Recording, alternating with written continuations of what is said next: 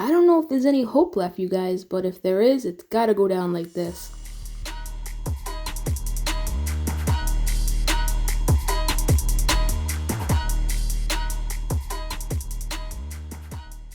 In my mind, this is just my opinion. You know how everybody needs that one friend, or at least one friend, that tells you the deal no matter how hard it is? Well, I'm gonna be a friend to KJ right now, okay, guys? In my mind, this is the only way this lady can come back from this. This past week or so, I have seen people straight lose their minds over KJ and her lies, and myself included. You guys saw me go off the other night. I was catching sharks and shit. But yeah, so you're making Wooden Eagle rap. Like, we got Uncivil Law banging his head on a wall. KJ made Caroline say bad words and shit. Man, like, somebody's gotta tell you. I will be the one. But before I do, let's take a look at people losing their minds over KJ. It's really entertaining. Take a seat, Crystal Ball, because the Eagle's on the mic, and you need to hear me out, because you're on your third strike. Now, we can all agree that you'd like to serve the tea, but did your mama never teach you that the drama will defeat you? We know you like the clicks, and we know you love the views, but the tea you're serving up is nothing more than fake news. You called yourself a bad bitch, but what you really need to know, as you hide behind your camera, your yellow spine's beginning to show. You say you don't drink alcohol, then toss back beer and wine. You even left your powder out all neatly in a line. You lied right through your injected lips when you claimed you got permission to mix your scripts and alcohol for your current mental condition. What the Yo, listen, I know that KJ is a creative muse, man. I get so much creative energy watching this lady move. It's not even funny. Like, Wooden Eagle over here, man. She laid down some bars. I don't know. I'm kind of impressed. But okay. Uncivil Law, who I wish was my best friend in real life, secretly, don't tell him though. He is hilarious, and yeah, let's just watch this clip. And then we have the conclusion, where I'm gonna have to beat my head against the wall. Again, the defendant's complaints are numerous, clear, and fatal. This court should dismiss this action. Excuse me.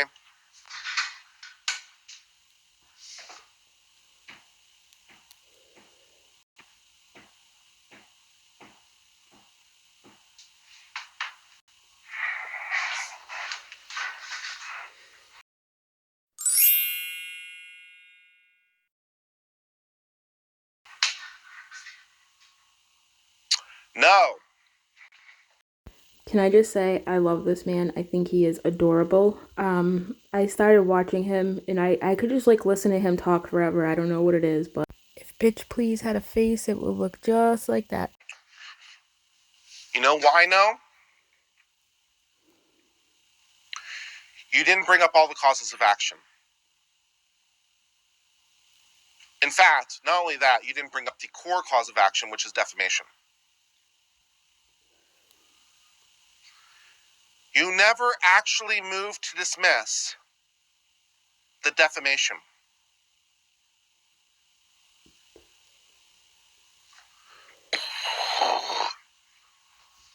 Also, not only did you not move to dismiss the defamation, but you failed to mention any of the reasons that I highlighted that you would be able to move to dismiss the defamation. Such things would include, how about mentioning public figure at any point? That might be helpful.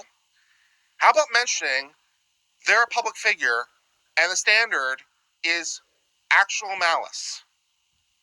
And I didn't have that because of all the lawsuits and all the sworn pleadings and the judgments, which may or may not have been vacated, but it existed. And that was the basis for me saying that they're fraudsters and con artists. How about that? How about mentioning any of that?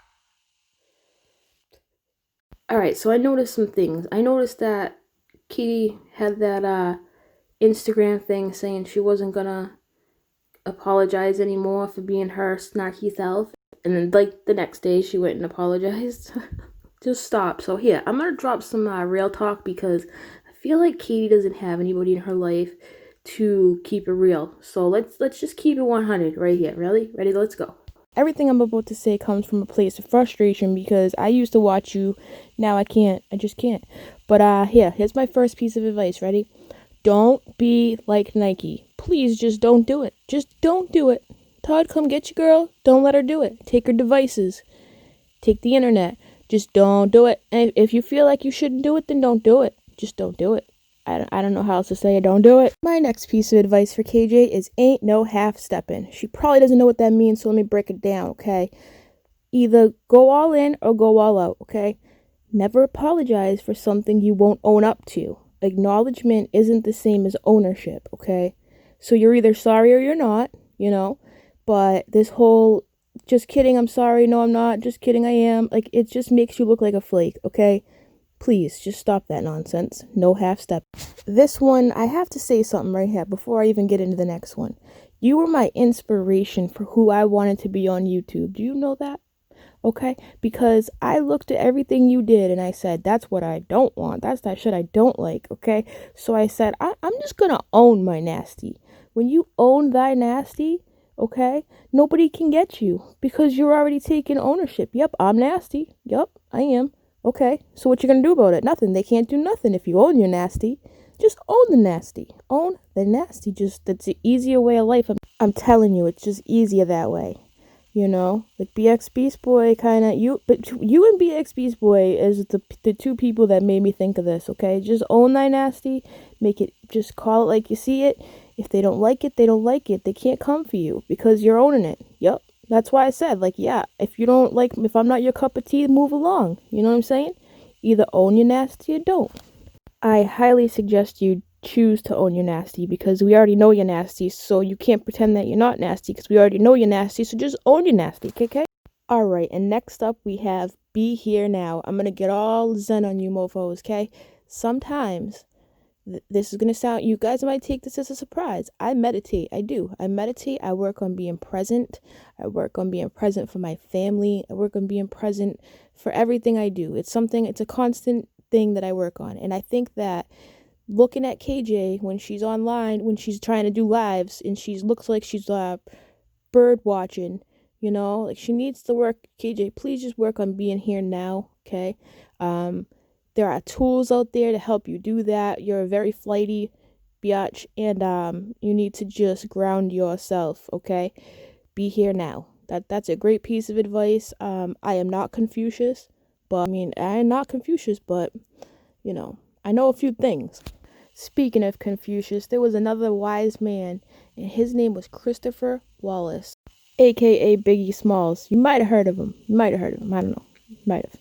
You might not know him, but anyways, very smart man. I'm telling you right now, he has a couple of his rules and he has a song called 10 Crack Commandments. You're probably wondering what a chick like me knows about 10 Crack Commandments, but it's one of my favorite songs actually, and the rules, in that song really do help you out with everyday life, whether you sell crack or not.